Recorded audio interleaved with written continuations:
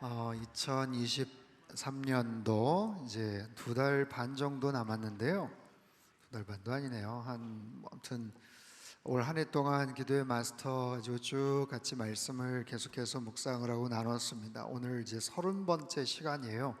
이제 앞으로 한 5번 정도 남았는데 정말 언제나 말씀과 기도 가운데 여러분 늘 충만하여서 성령 충만함으로 승리하는 삶을 사시기를 바랍니다. 오늘은 특별히 잃어버린 영혼들을 위한 기도라는 주제인데 고린도후서 5장 20절 말씀을 한번 띄워주십시오. 같이 한번 읽겠습니다. 시작. 그리스도를 대신하여 간청하노니 너희는 하나님과 화목하라. 아멘. 너희는 하나님과 화목하라. 그리스도를 대신하여 간청하노니 너희는 하나님과 화목하라. 여러분, 하나님 안에서 우리가 누릴 수 있는 수많은 은총과 또 복이 있지만 가장 중요한 것은 화평입니다. 평강입니다. 주님 안에서, 하나님 안에서, 주 안에서 우리가 누릴 수 있는 가장 중요한 핵심적인 복은 바로 평강이에요. 여러분, 세상에 아무리 많은 것들을 소유하고 있어도, 아무리 높은 권좌에 있어도 내 마음이 계속해서 불안하고 두렵다면 여러분, 그 사람은 얼마나 불행한 사람이겠어요. 금은보화가 무슨 필요가 있겠습니까? 내 안에 계속해서 불안함이 있고 두려움이 있고 가슴이 쿵당쿵당 요동치는데 무슨 산의 진미가 눈앞에 있다고 해서 그게 입에 들어오겠으며, 아무리 정말 기가 막힌 곳에서 휴가를 즐긴다고 해도 내 마음이 불안하면 그 사람은 행복한 사람이 아니에요. 하나님 안에서 우리가 누릴 수 있는 최고의 복이 바로 평강인 줄 믿습니다. 여러분 안에 하나님의 평강이 함께 하시기를 바랍니다. 여러 가지 기도 제목이 있어요. 필요한 것들이 있어요. 살면서 수많은 결핍들이 있어요. 하지만 하나님께서 우리에게 약속하신 수많은 축복들이 있지만 가장 기본적인 복은 두려워하지 말아라, 평안하라, 내니 염려하지 말아라 라는 거예요. 여러분, 아무것도 염려하지 마시고 마음속에 하늘의 평강으로 충만한, 그렇게 채워지는 귀한 시간 되시기를 바랍니다. 복음이 전달되는 순간 우리에게 주시는 하나님의 놀라운 선물이 정말 패키지로 종합 선물 세트처럼 오지만 가장 중요한 것은 내 마음속에 평안함이에요. 내 마음속에 근심, 걱정, 염려, 두려움이 눈 녹듯이 스르르 사라지고 주님 안에서 내가 평강을 누리는 거예요. 너희는 하나님과 화목하라. 화목하라. 여러분, 하나님과 잘 지내십시오. 하나님 안에서 여러분 늘 평안하시길 바랍니다. 내가 하나님 앞에 기도하는 여러 가지 제목들이 있어요. 우리의 기도 제목들이 여러 가지가 있지만 가장 기본적으로 나오는 기도 제목은 바로 나 자신을 위한 기도, 우리 가족을 위한 기도겠죠. 내 자신의 문제, 여러 가지 필요에 대한 기도 제목들, 우리 자녀를 위한 기도 제목들, 남편을 위한, 아내를 위한, 우리 가족들을 향한 간절한 기도 제목들이 가장 우선순위, 1순위로, 0순위로 우리는 항상 그렇게 자동적으로 떠오를 겁니다.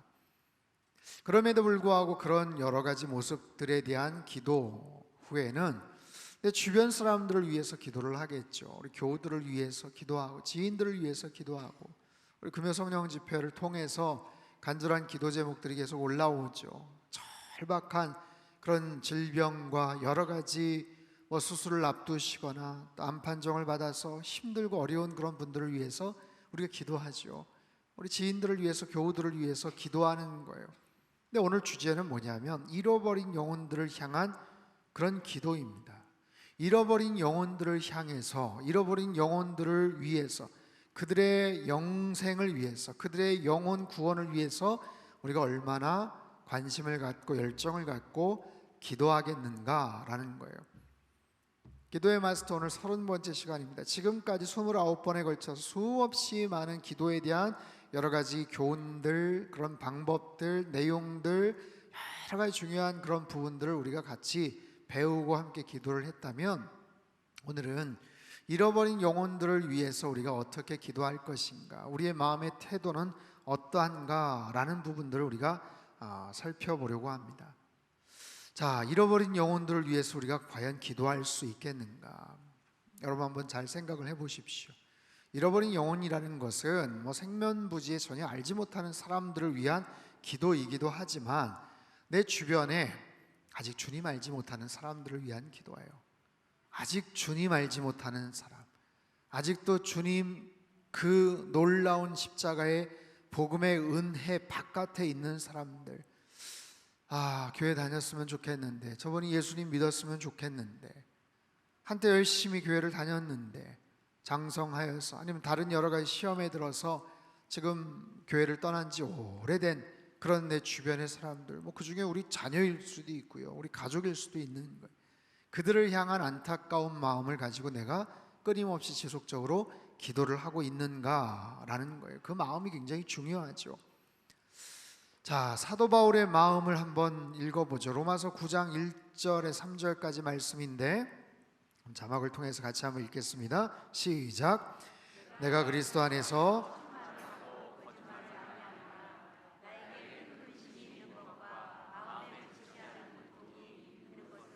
내 양심이 성령 안에서 나와 더불어 증언하노니, 나의 형제 곧 고륙의 친척을 위하여 내 자신이 저주를 받아 그리스도에게서 끊어질지라도 원하는 바로라. 그리스도에게서 끊어질지라도, 내 자신이 저주를 받아 그리스도에게서 끊어질지라도 내가 원한다. 무엇을 위해서요? 내 형제들, 내 고륙의 친척을 위해서. 그들이 예수님을 제대로 안다면, 그들이 복음의 그 은혜와 능력을 체험할 수만 있다면, 내가 저주를 받아서 그리스도 예수 안에서 끊어질지라도 차라리 나는 그 편을 택하겠노라 라고 이야기를 해요. 여러분, 이 사도 바울의 절절한 마음을 여러분 느끼실 수 있겠습니까? 로마서 9장인데 로마서 8장 후반부에는 절대로 하나님의 사랑에서 끊을 것이 없다라고 그렇게 이야기를 하거든요. 사망이나 권세자들이나 세상의 어떤 권속이나 천사나 생명이나 주권자나 그 모든 것들로부터 하나님의 우리를 향하신 그 사랑에서 끊을 수 있는 것은 존재하지 않는다. 하나님 아버지의 그 완전하신 사랑, 절대적인 그 사랑, 그 하나님이 나를 사랑하시고 그 하나님이 저와 여러분을 택하실 때 그것을 회방을 놓거나 그 관계를 끊어낼 수 있는 다른 어떤 존재들도 없어요. 세상의 그 어떤 존재도, 그 어떤 권력도, 그 어떤 능력자도, 천사들이나 마귀나 귀신이나 그 어떤 것도 그 아버지 하나님이 우리를 향하신 그 사랑에서 끊어낼 수 있는 것은 존재하지 않아요. 분명히 그렇게 확신을 하면서도 불구하고 사도 바울이 뭘 얘기하냐면, 내 고륙의 형제들이 나처럼 예수님을 제대로 알고 예수 그리스도의 십자가의 복음을 그렇게 깨달을 수만 있다면 내가 차라리 저주를 받아서 그리스도에게서 끊어질지라도 원하는 바다. 여러분, 사도 바울의 정말 절절한 그런 고백이 담겨져 있어요. 영혼 구원을 향한, 잃어버린 영혼들을 향한, 자기 형제 동족을 향한 간절한 그런 기도 제목. 아유, 다행이다. 나는 구원받았네. 나는 큰일 날 뻔했는데 내가 예수님 믿고 구원받았네, 복받았네, 난 다행이다 라고 생각하는 것이 아니라, 그 구원의 은총이 크면 크고 감격스러우면 감격스러울수록 아직 그 사실을 알지 못하는 내 주변 사람들, 내 동료들, 내 종족들, 내 친척들을 향한 간절한 사도 바울의 이 마음은 바로 하나님 아버지의 마음이죠. 하나님 아버지의 마음이에요. 여러분, 잃어버린 영혼들을 향해서 우리가 기도할 수가 있겠습니까? 그 기도가 쉽게 나오지 않아요. 사도 바울과 같은 그 아버지 하나님의 마음을 우리가 품을 때에만 그런 기도가 나오는 거예요. 하나님의 관점으로 그 영혼 불쌍히 여겨 주옵소서. 아직도 주님 알지 못하는 저 영혼들 불쌍히 여겨 주옵소서. 긍휼히 여겨 주옵소서. 저거 저렇게 하다가 나중에 일 나면 큰일 나는데, 마지막 기회일지도 모르는데, 저러다가 정말 이 땅에서 생명을 잃으면 영원한 지옥, 형벌 심판을 받을 수밖에 없는데, 그런 절박하고 아슬아슬한 그런 마음을 가질 때에만 그런 간절한 기도가 나오죠. 그게 하나님 아버지의 마음이에요. 그게 주님의 마음이에요. 자, 디모데전서 2장 4절 말씀을 우리 큰 소리로 한번 읽겠습니다. 시작. 하나님은 모든 사람이 구원을 받으며, 아멘. 하나님은 뭘 원하신다고요? 모든 사람이 구원을 받으며 진리를 아는 데 이르기를 원하신다. 모든 사람이 구원을 받으며, 나만 구원받고 나만 예수 믿고 복받고 잘 되는 게 아니라 모든 사람이 구원을 받으며 진리를 아는 데 이르기를 원하신다. 여러분, 진리 안에서 우리가 주님을 깨닫고 인생을 바른 모습으로 살아갈 수 있다는 것이 얼마나 큰 축복인지 몰라요. 여러분, 세상에서 수많은 지혜가 있고 지식이 있고 나름대로 진리라고 말하는 것이 있지만, 생명을 살리는 진리는 오직 예수 그리스도의 복음 안에만 있는 줄 믿습니다. 예수 그리스도의 복음의 능력으로만이 우리가 구원을 얻는 거예요. 그 사실을 깨닫는 거예요. 여러분, 그 진리를 우리가 깨닫고 있다는 사실에 여러분 감격하고 계세요? 내가 그 사실을 알고 있다는 거, 내가 그 진리를 알고 있다는 거.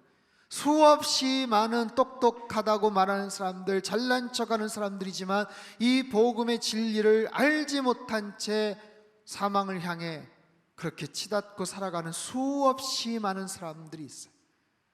여러분, 바로 이 목적을 위해서 예수님이 이 땅에 오신 거죠. 모든 사람이 구원을 받기를 원하셔서, 모든 사람에게 그 십자가의 진리를 깨닫기를 원하셔서 주님께서 이 땅에 오셨어요. 사도 바울의 정체성, 사도 바울의 사역의 그 포커스는 아주 명쾌합니다.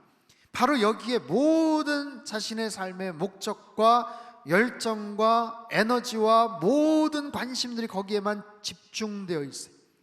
그래서 한 사람이 예수님을 깨닫고 변화되어 가는 것, 한 사람이 새로운 삶을 살아가는 것, 그것을 위해서 전적으로 전력 질주를 하면서 달려갔던, 지난주 설교 말씀처럼 표대를 향하여 달려갔던 바로 그의 인생이죠.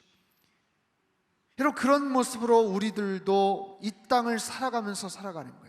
내가 예수님 안에서 그 구원의 놀라운 은총을 깨닫고 복음의 그 능력과 진리를 깨닫는 그 관심과 그 열정을 가지고 살아가는 거예요. 그래서 내 주변에 있는 사람들을 보는 거예요. 한 사람이 변화되는가? 한 사람이 예수님을 깨닫는가? 예수님 안에서 교회를 다닌다고 하지만 정말 그 모습이 그렇게 변화되고 있는가? 주님께서 기뻐하시는 삶으로 바뀌고 있는가? 변화되고 있는가? 내 주변에 있는 사람들이 아직 그 사실을 알지 못한 채 살아가고 있는가? 여러분, 그것이 우리의 인생의 목표, 목적이고 교회의 가장 중요한 그런 핵심적인 그런 목표요, 그런 포커스여야 되는 거예요. 교회가 언제나 집중해야 될 부분들이 바로 그거예요. 영혼을 구원하는 것, 예수님 안으로 사람들을 소개해서 사람들이 변화되게 만드는 거. 여러분, 사람은 바뀌지 않습니다. 사람이 바뀝니까? 바뀌든가요? 잘 안 바뀌어요. 어떻게 하면 바뀌겠어요? 여러분, 예수님 아니면, 복음 아니면 사람은 잘 바뀌지 않습니다.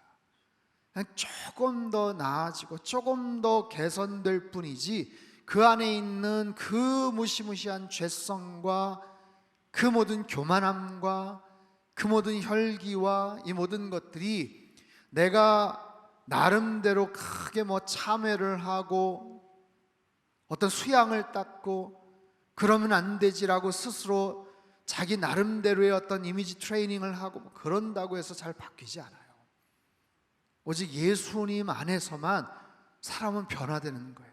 그것이 바로 복음의 능력이고 그것이 바로 십자가의 능력이에요. 여러분, 어떠십니까? 여러분이 바뀌었던 과거와 지금 현재의 모습은 어떠신가요? 나는 얼마나 바뀌고 있는가? 여러분, 그것이 바로 복음의 메시지 아니겠어요? 어제 에베소서 말씀, 생명의 삶 새벽 예배 때 같이 나눴던 말씀인데, 여러분, 복음의 사람이라는 건 다른 거 아니에요. 내 과거가 어떠했는지를 정확하게 깨닫는 거예요. 여러분의 과거는 어떠셨습니까? 그리고 나의 오늘 현재 삶은 어떠한가? 여러분 계속해서 그 두 사실을 계속해서 여러분 생각하고 기억하셔야 돼요. 까먹으시면 안 돼요. 내가 말이야 왕년에 이런 얘기를 하자는 게 아니에요. 내가 예수님 알기 전에 나의 모습이 어떠했는지를 여러분 명확하게 알고 있어야 되고 기억하셔야 돼요. 나 예수님 알기 전에, 나 교회 다니기 전에 나름 괜찮았던 사람이야. 나 나름 잘 나갔던 사람이야. 사람들한테 법 없이도 살 사람이라고 그런 얘기 들었어. 칭찬 들었어. 그러다 교회 오니까 어휴 좀 나아졌지. 여러분 그런 모습 정도 가지고는 그 변화됐다고 말할 수가 없는 거예요. 안 그래도 잘 살았는데 예수님 때문에 뭐 좀 나아졌어. 여러분 그래 가지고는 복음의 놀라운 은혜와 그 능력들을 우리는 제대로 깨달았다고 말할 수가 없어요. 허물과 죄로 죽었던 우리들, 우리의 과거의 모습은, 우리의 과거의 정체는 뭐예요? 본질상 진노의 자녀였다. 여러분 철저하게 사도 바울이 그 사실을 계속해서 기억하자. 나는 누구였냐면 내가 유대인 중에 바리새인 중에 바리새인, 내 가말리엘의 문화에서 뭐 공부를 하고 내가 얼마나 전도 유망하고 잘 나갔던 사람인지, 그게 아니라 나는 죄인 중에 괴수였다. 만삭되지 못해서 태어난 자와 같다. 나는 핍박자여 포행자여 살인자였다. 그게 겸손하자고 얘기하는 게 아니에요. 지극히 작은 뭐 큰 사도보다 난 더 작은 사도, 그게 겸손하자고 얘기하는 게 아니에요. 그게 정말 하나님 앞에서 자신의 정체거든요. 나는 정말 본질상 그런 진노의 자녀였다. 진노의 자녀였다. 여러분 그 사실의 고백이 바울 사도만의 고백이 아니라 우리의 고백이어야 됩니다. 나는 누구였나? 나는 과거에 어떤 존재였나? 여러분 그 사실을 알아야만 내가 현재 지금 어떤 모습으로 살고 있는지를 깨달을 거 아니에요. 그렇다면 그 과거의 모습에서 현재로 어떻게 변화되었는지, 어떻게 그게 가능했는지, 여러분이 열심히 해서 그랬나요? 도덕적으로 공의로워서 헌금을 많이 해서, 아니면 다른 모습으로 그렇게 변화되었나요? 그렇지 않죠. 바로 예수 그리스도의 십자가의 공로로 말미암아, 예수 그리스도의 보혈의 은혜로 말미암아 죽을 수밖에 없었던 우리의 모습이 지금은 하나님 나라의 소망을 품고 살아가는 하나님의 권속이요 예수 그리스도의 아들, 딸로 변화된 것 아니겠어요? 내 정체가 어떤 존재인지를 여러분 항상 기억하고 항상 생각해야 돼요. 내가 과거에 그랬었지, 내가 과거에 그런 존재였지, 그랬는데 예수님 믿고 새 사람 되었지. 예수님 아니었으면 죽어 마땅한 그런 존재였는데 주님 때문에 내가 이렇게 살게 되었지, 주님 때문에 내가 생명의 소망을 갖고 살아가는 것이지 라고 날마다 우리는 고백할 수 있어야 돼요. 그리고 그 사실로 인해서 우리는 그 놀라운 주님의 은혜를 날마다 기억하며 찬양하며 지금도 그 사실을 알지 못한 채 살아가는 사람들을 향한 영적인 부담감, 영혼에 대한 그런 책임감을 가지고 살아가는 것, 여러분 그것이 교회가 해야 될 가장 중요한 그런 사역 아니겠어요? 여러분 이 사실을 알아야 교회가 교회되는 것이고 성도가 성도로서 살아가는 거예요. 내가 예수님 믿고 구원받고 교회 안에서 직분도 얻고 사역을 하지만 다른 부분에 포커스가 맞춰져 있고 다른 부분에 관심이 맞춰져 있다면 여러분 그것은 사단이 제일 사실은 옆에서 쾌재를 부르는 그런 모습이에요. 정말 중요한 핵심을 자꾸만 놓치게 만들더라라는 거예요. 표적을 집중하지 못하게끔 사단이 계속해서 방해하는 거예요. 우리의 관심을 다른 곳에 둘 수밖에 없게끔 자꾸만 만드는 거예요. 교회의 본질이 무엇인지를 자꾸만 망각하게 만드는 거예요. 여러분 중요한 일들이 굉장히 많죠. 교회의 시스템이나 구조나 조직 갖추는 것 굉장히 중요하죠. 하지만 그럼에도 불구하고 교회에서 가장 해야 될 중요한 일은 복음을 선포하는 것이고 사람 살리는 일인 줄 믿습니다. 예수 그리스도의 십자가의 복음이 선포되는 바로 그런 모습이 교회의 본질이어야 되는 거죠. 여러분 이 땅의 교회가 여러 가지 코로나 팬데믹과 사회적인 여러 가지 상황들 때문에 힘을 잃어가고 어려움을 겪는다고 말을 하지만 그것을 살릴 수 있는, 아니 그렇게 된 결정적인 이유는 바로 그거예요. 복음에 대한 메시지들이 교회 안에서 절제되고, 그냥 절제될 얘기가 아니거든요. 잘 나뉘어지지 않고 소개되지 않고 그분에 대한 관심이 갖춰지지 않을 때 교회는 점차적으로 힘을 잃어가게 되어 있는 거예요. 그래서 이 땅의 교회가 다시 주여 이 땅의 교회를 부흥케 하여 주시옵소서. 그러기 위해서는 모든 교회에서 강단에서 다시 복음의 메시지가 선포되어야 되는 거예요. 힘있게 십자가의 복음이 선포되어야 되는 거예요. 교회에 대한 모든 교회가 갖고 있는 열정과 에너지와 재정과 모든 것들이 어떻게 하면 사람을 살릴 수 있는가, 어떻게 하면 정말 전도와 선교의 열정을 가질 수 있을까, 그 부분에 최우선적으로 모든 것들이 초점이 맞춰져 있어야 돼요. 그럴 때 하나님께서 이 땅에 다시 부흥을 허락해 주실 줄로 믿습니다. 여러분, 그런 부분에 대해서 최우선적으로 여러분 관심을 갖게 되기를 바랍니다. 여러분의 최우선의 관심은 무엇입니까? 교회에 오셔서 사역을 하시면서 갖고 있는 최우선의 관심은 무엇입니까? 하나님 사랑하는 마음 다 있어요. 말씀의 중요성 다 알아요. 그럼에도 불구하고 내가 갖고 있는 최우선의 관심은 무엇입니까? 행정적인 모습입니까? 틀을 갖추고 뭔가 사역에 대한 여러 가지 모습들 중요하죠. 하지만 내 마음속에 사도 바울과 같은 그런 구령의 열정, 영혼에 대한 그런 극률한 마음들, 내가 과거에 그런 존재였는데 지금 살려주신 그 은혜를 아직 알지 못하는 사람들을 위해서 어떻게든지 내가 힘쓰고 내가 할 수 있는 역량을 다 총집중을 해서 그렇게 쓰임받았으면 좋겠습니다. 이런 그런 모습으로 우리가 살아가지 않으면 교회 안에서도 얼마든지 우리들은 하나님의 관심과는 전혀 다른 모습으로 살아갈 수 있다는 거예요. 바리새인들이 그런 거잖아요. 율법학자들이 그런 거잖아요. 누구보다도 율법을 잘 알고 누구보다도 경건 생활에 힘쓴다고 말하지만 주님께서 그들의 그 위선적인 모습과 잘못된 삶의 목표와 그런 내용들에 대해서 질타하셨잖아요. 여러분, 우리의 모습이 혹여라도 그런 모습, 그런 부분들이 내 안에 있지 않는지 정말 조심해야 돼요. 여러분, 전쟁에서, 전투에서 구호품을 전달하는 사람이 있어요. 그곳에 가서 식수를 전달을 하고 사병들에게 음식을 전달하고 생필품을 전달을 하고 어려움을 당한 그 지역에 정말 힘들고 그냥 내버려두면 잘못하면 죽을 수도 있는 사람들에게 그런 구호 물자를 전달하는 사람들이 있어요. 그 전할 때 얼마나 눈물이 나겠습니까? 얼마나 감사한 그런 마음들이 있겠습니까? 나에게 이런 사명을 주셨구나, 내가 이런 모습에 쓰임받을 수 있어서 너무 좋구나, 눈물이 나는 거예요. 사람 살리니까 내가 가서 어떤 역할들을 함으로 인해서 그 사람의 생명을 구하고 그 사람의 다친 부분들을 회복시키고 치유시킨다는 모습이 너무나도 기쁘고 감사한 거예요.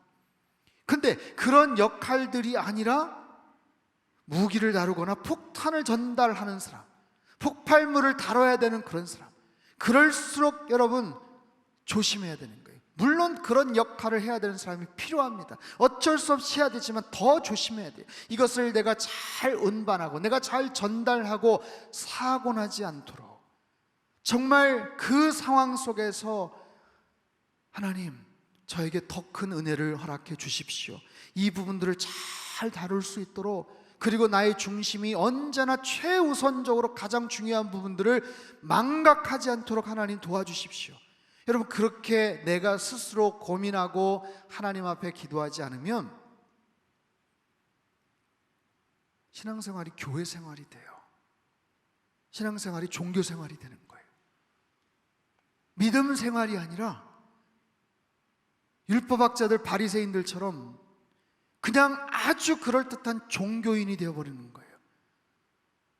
여러분, 내 안에 어떠한 경우도 형식적이고 틀에 박혀버린 그런 종교인이나 바리새인이나 율법학자와 같은 그런 틀에 사로잡혀 있는, 그리고 거기에만 급급하고 만족한 그런 사람이 되지 않도록 여러분, 우리는 늘 조심해야 돼요.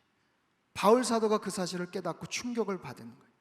누구보다도 율법에 능하고 누구보다도 열정적이었던 본인이 하나님의 진심 어린 가장 중요한 그 마음을 그가 깨닫지를 못했어요.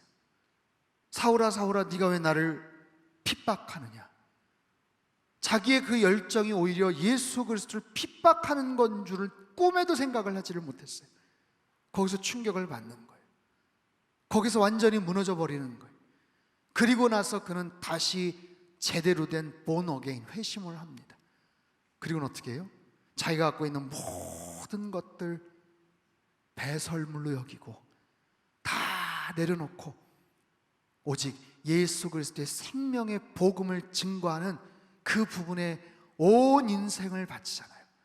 그렇게 복음을 전하는데 과거에 자기처럼 거기에다가 엉뚱한 여러 가지 율법이나 구약의 전통이나 다른 부분들을 이야기하는 사람들을 만나면 마음속에 분노가 막 치밀어 오르는 거예요.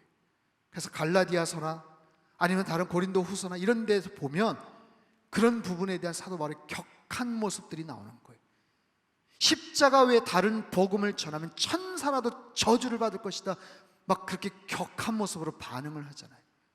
바로 그런 거예요. 사랑하는 성도 여러분, 우리 마음속에 하나님께서 가장 기뻐하시는 그 마음이 무엇인지, 주님께서 가장 나를 통해서 하기를 원하시는 그 마음이 무엇인지를 늘 가슴에 품으며 살아가시길 주님의 이름으로 축복합니다. 저는 우리 상당교회가 그런 교회로 쓰임 받았으면 좋겠어요. 그런 모습의 가장 열정적인 교회가 되기를 바라요. 그것이 바로 하나님의 마음이고 오늘 본문에 나타난 사도 바울이었던 그런 마음이에요. 골로새서 4장 2절 3절 말씀을 같이 한번 읽겠습니다. 골로새서 4장 2절 3절 말씀 같이 읽습니다. 시작. 기도를 계속하고 기도에 감사함으로 깨어있으라. 우리를 위하여 기도하되 하나님이 전도할 문을 우리에게 열어주사 그리스도의 비밀을 말하게 하시기를 구하라. 내가 이 일 때문에 매임을 당하였노라. 아멘. 내가 이 일 때문에 매임을 당하였노라. 내가 이 일을 위해서 내가 하나님 앞에 매임을 당했다. 분명한 소명의식과 부르심을 확인하고 있어요. 무엇을 위해서? 하나님이 전도할 문을 우리에게 열어주사 그리스도의 비밀을 말하게 하시는 것을 위해서 나는 부름받았다. 나의 소명은 그거다. 나는 그것을 위해서 살아간다 라는 거예요. 에베소서 6장 18절에서 20절까지 말씀도 같이 한번 읽겠습니다. 시작. 모든 기도와 간구를 하되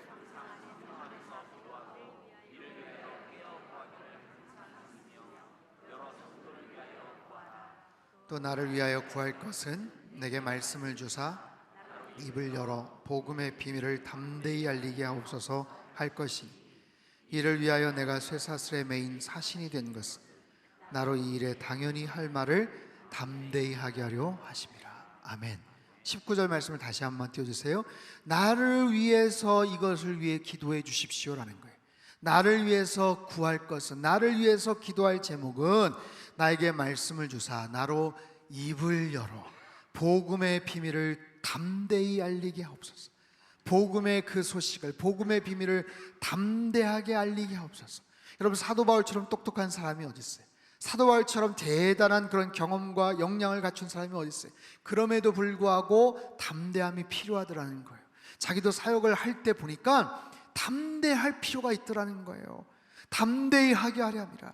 그런 담대함이 사라지면, 자신이 없으면, 용기가 없으면 주저주저하다가 찬스를 놓치고 기회를 놓치더라는 거예요. 고린도 성읍에 가서 마음속에 두려움이 가득했었어요. 도대체 내가 여기서 어떻게 복음을 전할 수 있을까? 내가 이 사람들에게 어떻게 십자가의 복음을 전할 수 있을까? 여러분, 사도 바울도 그런 부분을 위해서 기도 부탁을 하는 거예요. 도대체 이 사람들에게 예수 그리스도, 그분이 하나님의 아들이시고 그분을 믿어야 정말 구원의 놀라운 축복이 있다는 것을 어떻게 전할 수 있을까? 두려운 거예요. 주저하는 거예요.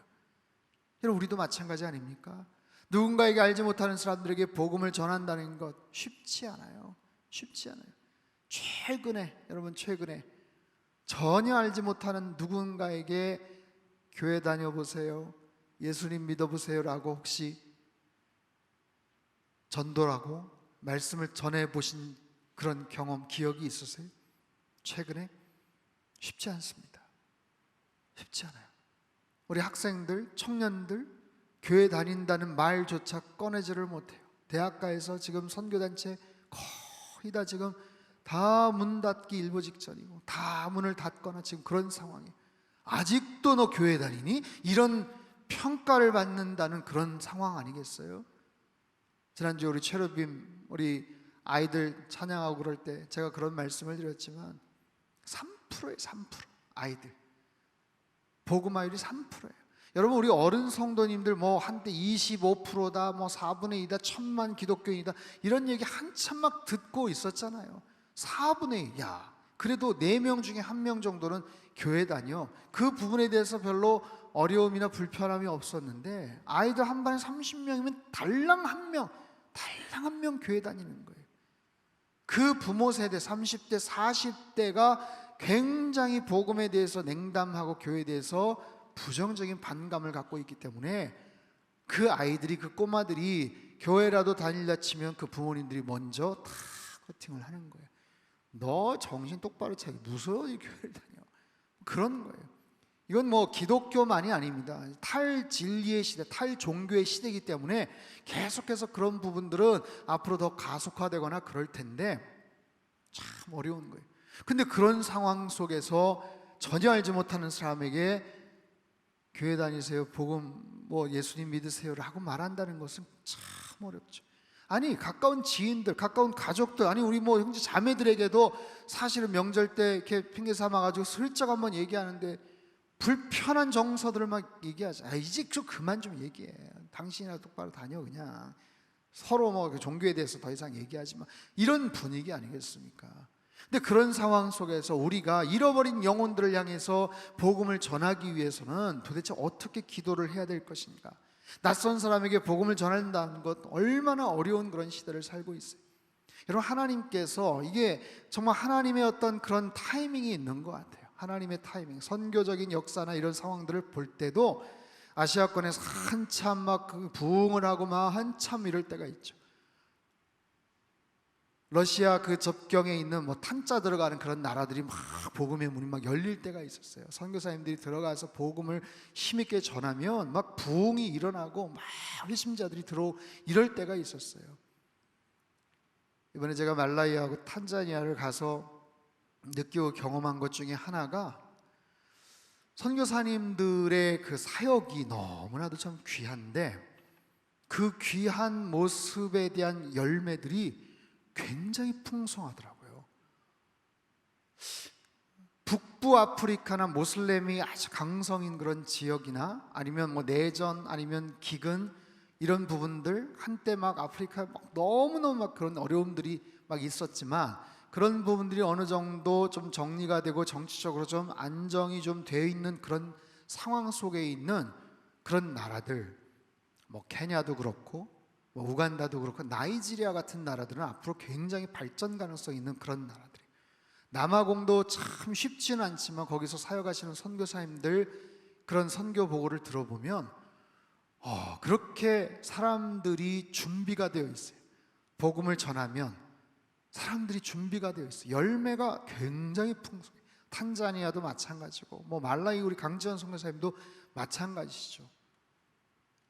야, 그래서 참 이게 때가 있구나. 하나님의 어떤 그런 부르심의 때가 있구나. 하나님께서 어느 지역 어느 시점에는 아시아권을 위해서 이렇게 하시다가 또 유럽 쪽을 이렇게 하시다가 지금 뭐 우리나라도 마찬가지지만 유럽 지역에서 복음 전하는 거 참 쉽지 않을 거 아니에요.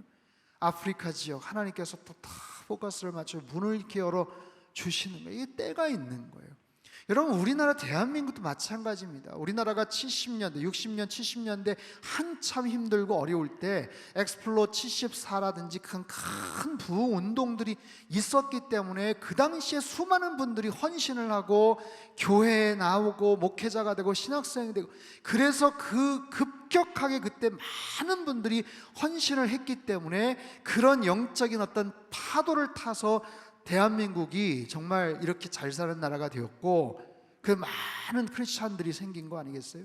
그 때가 있는 거예요. 그 때가 하나님께서 그 타이밍에 그렇게 역사하셨던 그런 부분들이 있더라고요.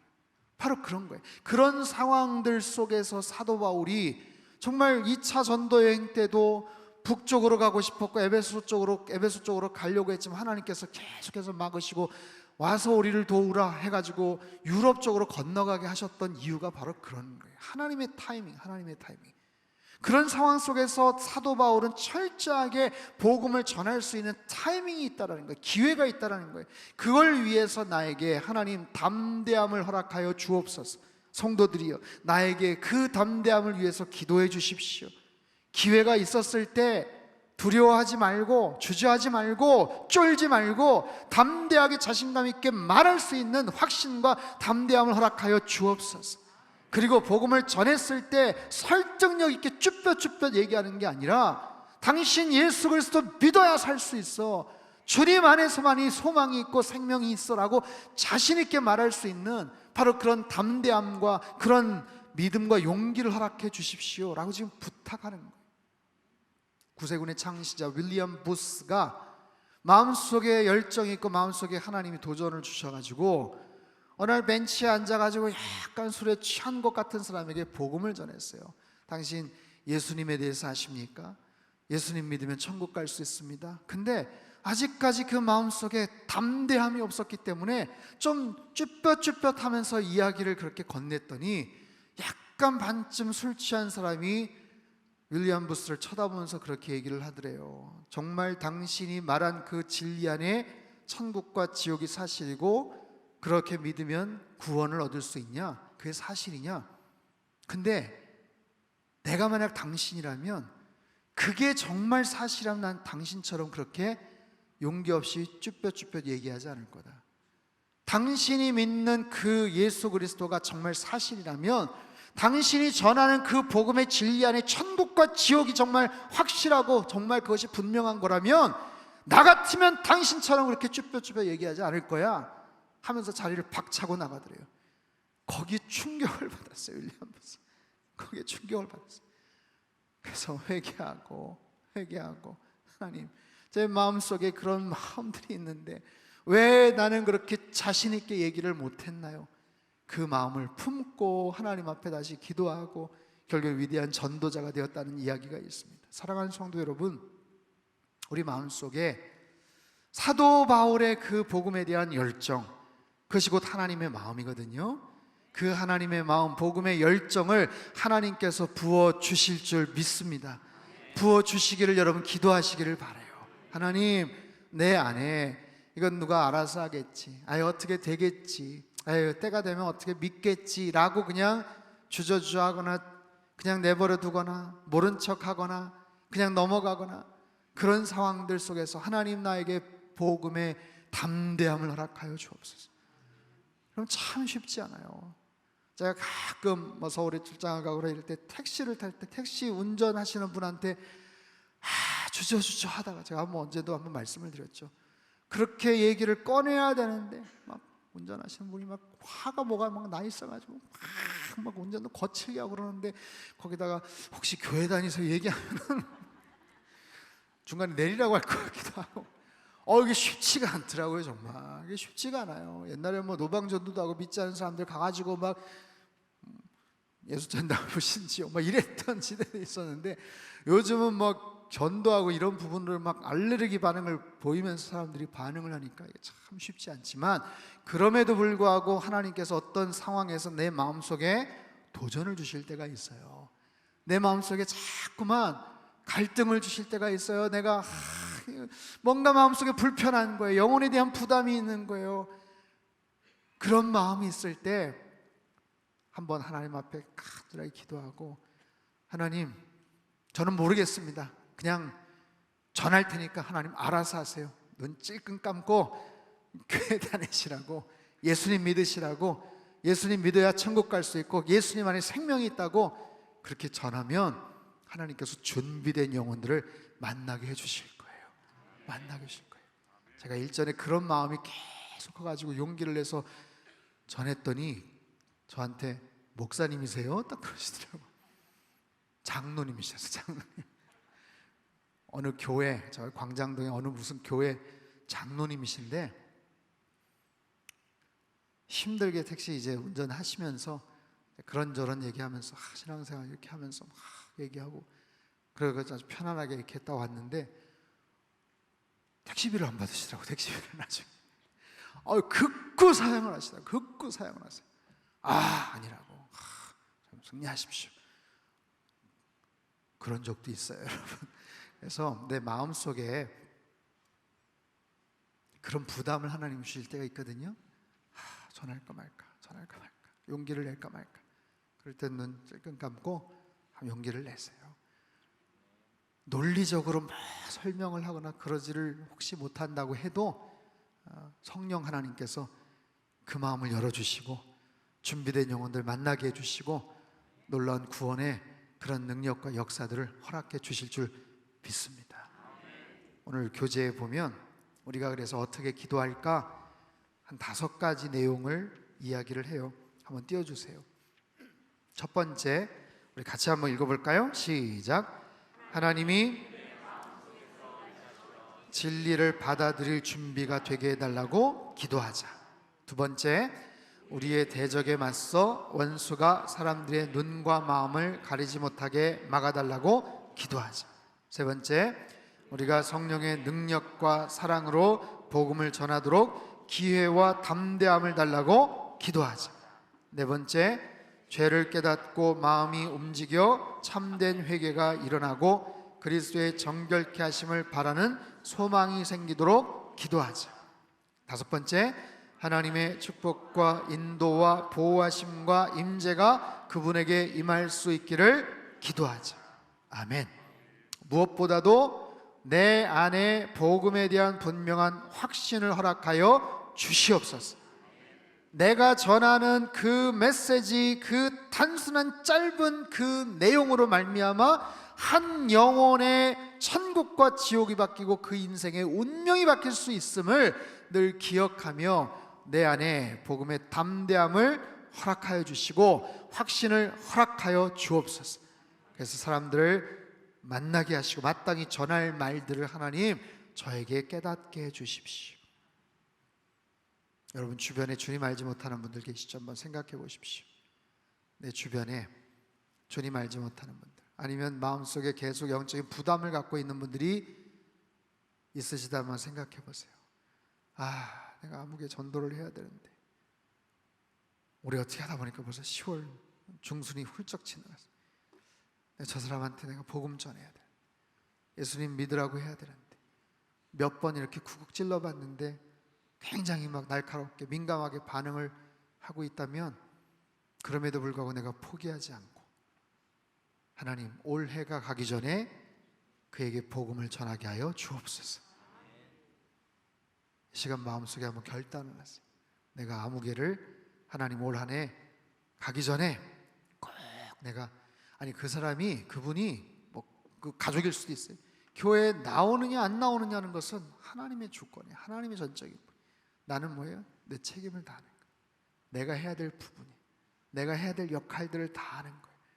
그런 모습으로 내가 영혼 구원에 대한 관심과 열정을 갖고 하나님 살게 하시고 그런 상당교회 되게 하여 주시옵소서.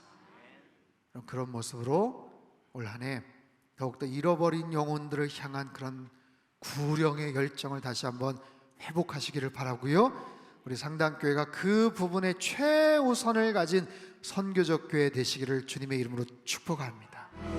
사랑하는 주님, 죽어마땅한 우리들, 본질상 진노의 자녀였던 우리들을 주님 십자가 공로로 살려주시고 우리에게 영원한 소망과 부활의 소망과 평생의 주님만을 경외하며 주님과 동행할 수 있는 놀라운 특권과 자격을 허락해 주심에 감사를 드립니다. 하나님 그 사실을 늘 기억하게 하시고 절대로 망각하지 않는 복음의 사람들 되게 도와 주시옵소서. 잃어버린 영혼들을 향한 구령의 마음과 열정을 다시 회복시켜 주시옵소서. 어떻게 되겠지, 너가 전하겠지, 그렇게 어떻게 하다가 말겠지, 하나님 포기하거나 절망하지 않게 도와주시고 예수 그리스도가 나의 구원자요 평생의 생명의 주권자라는 사실을 우리로 하여금 입을 벌려 담대하게 증언하며 증거하고 선포할 수 있도록 주님 우리들을 사용하여 주시옵소서. 하나님 우리 상당교회가 복음의 능력과 교회의 영광을 선포하며 선교적 교회로 날마다 자리매김되며 하나님 그 표대를 향해 달려나가는 우리 교회 될 수 있도록 주님 축복하여 주시옵소서. 나라와 민족을 위해서 기도하였습니다. 선교 열방을 위해서 기도하였습니다. 하나님의 강권적인 역사와 주권적인 능력으로 말미암아 이 땅을 통치하여 주시옵소서. 하나님, 전쟁과 아픔과 하나님 여러 가지 상처 아픔 가운데 있는 팔레스타인, 하나님 이스라엘 그 분쟁 지역을 주님께서 굽어 살펴 주시고 하루속히 전쟁이 멈춰지게 하여 주시옵소서. 하나님, 저들의 영혼을 불쌍히 여겨 주시옵소서. 하나님, 환우들을 위해서 기도하였습니다. 간절한 마음, 절박한 마음으로 매달려 기도하는 우리 모든 환우들, 그 가족들을 긍휼히 여겨 주시옵소서. 하나님, 치료하는 광선을 바라여 주시옵소서. 머리부터 발끝까지 주님의 보혈로 덮어 주시옵소서. 급속한 치유가 있게 하여 주시옵소서. 하나님 아버지, 그리하여서 자리에서 벌떡 박차고 일어나서 살아계신 하나님 여호와 라파 되시는 주님을 찬양하며 일평생 간증하는 삶이 되도록 주님 역사하여 주시옵소서. 날마다 성령 충만하기를 원합니다. 성령의 열매를 맺는 이 가을 되어지에 주님 도와 주시옵소서. 하나님 아버지, 10월 한 달 동안 열심히 달려왔습니다. 남은 여러 가지 사역들과 하나님 많은 그런 계획들, 행사 가운데 성령 하나님께서 기름 부어 역사하여 주시옵소서. 29일에 있을 이주민 다문화 연합 축제 가운데 하나님께서 함께하여 주시어서 호흡 본토를 떠나서 이곳에 와서 공부를 하거나 유학을 하거나 일을 하고 있는 모든 이주민들, 유학생들을 하나님 그리스도의 사랑으로 따뜻하게 품어 나가는 우리 교회가 되게 도와주시고 하나님 그 집회를 통해서 예수님을 하나님 저들이 깨달아 알 수 있도록 주님 축복하여 주시옵소서. 11월 1, 2, 3일에 있을 추수감사 말씀 집회 가운데 함께하여 주시고 말씀 전하실 박신일 목사님 신원의 강건함을 더하여 주시며 우리 성도님들의 마음 가운데 말씀의 놀라운 은혜를 깨닫고 감사가 충만하게 넘치는 하나님 올 하반기의 모든 열매 맺는 시간들이 될 수 있도록 주님 축복하여 주시옵소서. 하나님 아버지, 이번 주일 예배 가운데 성령 하나님 기름 부어 역사해 주시기를 간절히 빌고 원합니다. 습관적인 예배 드리지 않게 하여 주시옵소서. 원망과 불평이 다 떠나가게 하여 주시옵소서. 하나님 아버지, 처음이자 마지막인 것 같은 마음으로 최고의 하나님 앞에 최선의 모습으로 예배를 드리는 모든 예배자들 다 되게 도와 주시옵소서. 평생의 예배자로 살고 헌신하는 우리 모든 성도님들 다 되게 주님 역사하시고 축복하여 주시옵소서. 하나님, 날마다 구원의 감격과 복음의 능력 가운데 살아가는 우리 모든 성도님들 다 되게 하시고 그 가정 되게 하시고 기업 되게 하시고 자녀손들 되게 축복하여 주시옵소서. 이전에도 귀한 물질 주님 손에 의탁드린 손길들 위에 하늘의 신령한 목과 땅의 기름진 목으로 넘치도록 부어 역사하시고 예물이 쓰여지는 모든 곳마다 하나님의 나라가 힘있게 확장되도록 축복하여 주시옵소서. 이제는 우리 주 예수 그리스도의 크신 은혜와 하나님 아버지의 극진하신 사랑하심과 성령님의 교통하심의 역사가 구령의 열정을 가지고 날마다 복음의 능력 가운데 은혜 가운데 살아가기를 간절히 소망하며 결단하는 주의 백성들, 그들의 가정과 일터와 건강과 자녀들의 앞길 위에 이 나라 민족 흩어진 모든 열방 위에 이제로부터 영원토록 함께 하시기를 간절히 축원하옵나이다. 아멘.